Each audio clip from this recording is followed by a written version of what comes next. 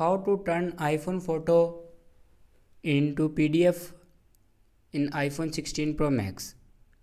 So let's start the video. First of all, open Photos library and then select a photo you want to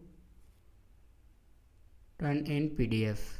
Then simply select a photo and then click on share icon and then click on copy photo and then open files and click on browse, and here you can choose a location where you want to paste your photo, and I want to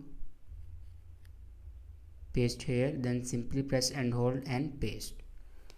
And if you want to turn iPhone photo into PDF, then simply press and hold on this photo and then click on quick actions and click on create PDF. Your photo will be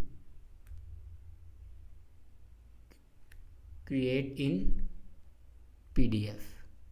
So here you can see your photo in PDF document. So this is the way to turn iPhone photos into PDF in iPhone 16 Pro Max. Thanks for watching this video.